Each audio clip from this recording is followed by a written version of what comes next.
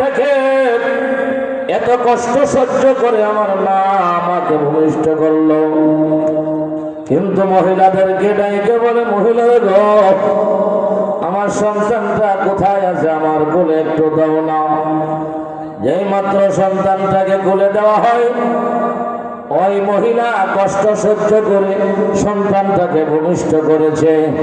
যেই মাত্র জনম দুঃখিনী মা সন্তানের চেহারার দিকে একটু থাকায় তার পিছনের সব কষ্টের কথা ভুলে যায়। কথা বলেন ঠিক কিনা?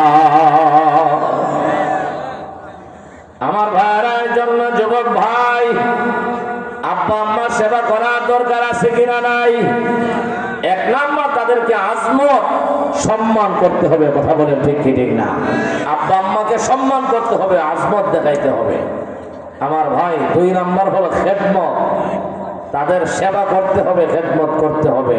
তাদের সেবা এবং খেদমত করলে আমাদের জন্য আল্লাহ জান্নাত বাজেট করবেন ইনশাআল্লাহ। এই জন্য আমার যুবক ভাই, যাদের আব্বা আম্মা আছে তো আছে, ভাগ্য ভালো। যাদের নাই, আব্বা আম্মার জন্য ইস্তেগফার করতে হবে, দোয়া করতে হবে। কথা বলেন ঠিক কি ঠিক না? আচ্ছা, মা বাবার সেবা করলে কি হবে? আমার ভাই, এক নম্বরে যে ফায়দা, আল্লাহ পাক রব্বুল আলামিন আব্বা আম্মার সেবা করার দ্বারা আল্লাহ পাক রব্বুল আলামিন ওই যুবক, ওই ছেলে সন্তান, ওই মেয়ের যে মা বাবার সেবা করবে, ওই সন্তানের আল্লাহ তাআলা দয়া করে তার হায়াত বাড়িয়ে দেন। সুবহানাল্লাহ। এই ভাই মুসলমান, আমরা এই পৃথিবীর কোন ডাক্তারের কাছে গেলে এক ঘন্টা 1 মিনিট হায়াত দিতে পারবে না। কথা বলেন ঠিক কিনা? যে সন্তান আব্বা আম্মার সেবা করবে, আল্লাহ তাআলা তার হায়াত বৃদ্ধি করে দিবেন। সুবহানাল্লাহ। মুসলমান, এই জন্য যতই আমরা দোয়া করি, আল্লাহ আমার হায়াত লম্বা করে দেন, বাড়িয়ে দেন। তোমার মা বাবা যদি দোয়া করে, আল্লাহ আমার সন্তানটাকে এত হায়াত দিও, লম্বা হায়াত দিও, আমার সেবা করে, আমার যত্ন করে, আমার খেদমত করে। আমার ভাই, মা বাবা দোয়াটা দুনিয়ার বুলেট মিস হলেও মা বাবার দোয়াও মিস হয় না, মা বাবার বদদোয়াও মিস হয় না। কথা বলেন ঠিক কিনা? আল্লাহ তাআলা এই পৃথিবীতে এমন 3টি বস্তু রেখে দিয়েছেন, যে 3টি বস্তু আমল করা লাগে না, শুধু চোখ দিয়া নজর করলেই আমার আল্লাহ সওয়াব দিতে থাকেন। আমার ভাই, শুধু দেখলেই সওয়াব, দেখলেই সওয়াব। আমার ভাই, তোর মধ্যে একটা হলো আব্বা আম্মার চেহারা। আল্লাহ রাব্বুল আলামিন আমাদের আব্বা আম্মার চেহারায় এত রহমত রেখে দিয়েছেন। কোন সন্তান যদি আব্বা আম্মার চেহারার দিকে মায়ার নজরে একটু তাকায়া যা, আমার ভাই, আল্লাহ রাব্বুল আলামিনের পক্ষ থেকে ফেরেশতারা সওয়াব লিখতে থাকে। কোন সুবহানাল্লাহ। এর মুসলমান, এই জন্য আব্বা যতদিন আছে, আম্মা যতদিন আছে, আব্বা আম্মার চেহারা দিকে তাকাইয়া আল্লাহর কাছ থেকে কবুল হজের সওয়াব নেওয়ার জন্য রাজি আছেন? এর যুবক হাত উঠাইয়া দেখাও। এর যুবক বলো, আল্লাহ আমরা ওয়াদা করলাম, ওয়াদা, যতদিন বাঁচব আমাদের আব্বা আম্মার সেবা করব। বলেন আমিন। মুসলমান, আব্বা আম্মার সেবা এক নম্বরে তোমার আমার হায়াত বাড়িয়ে দিবে, হায়াতকে লম্বা করে দিবে, দীর্ঘায়িত করে দিবে, হায়াতে বরকত দিয়ে দিবে। একজন মানুষ 100 বছরে যত ইবাদত না করতে পারে, একজন মা বাবার সেবাকারী সন্তান 50 বছরে এর চাইতে বেশি সওয়াব কামায় ফেলবে। সুবহানাল্লাহ।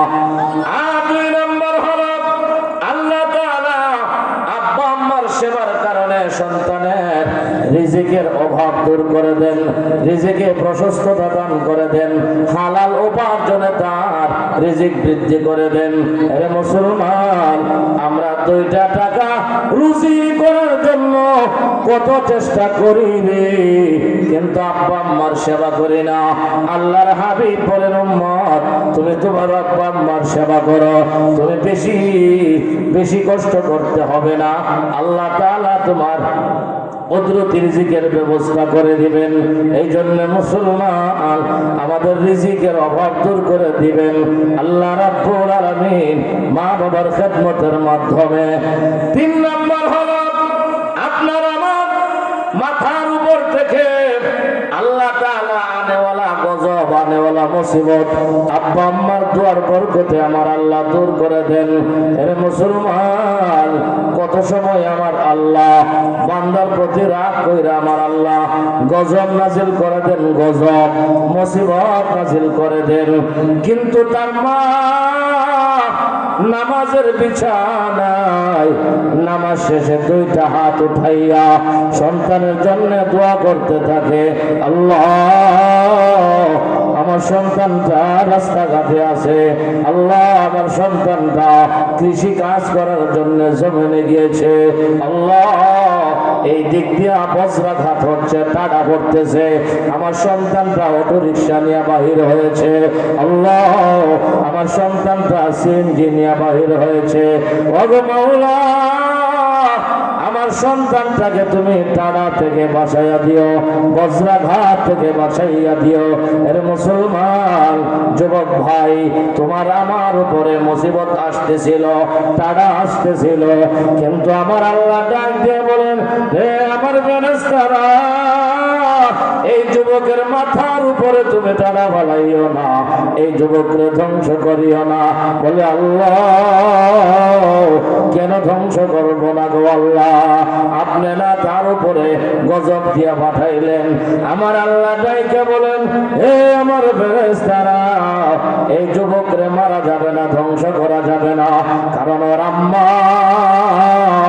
নামাজের বিছানায় নামাজ পড়িয়া 2টা হাত আমি আল্লাহর আরশের দিকে উঠাইয়া সন্তানের জন্য দোয়া করতে আছে।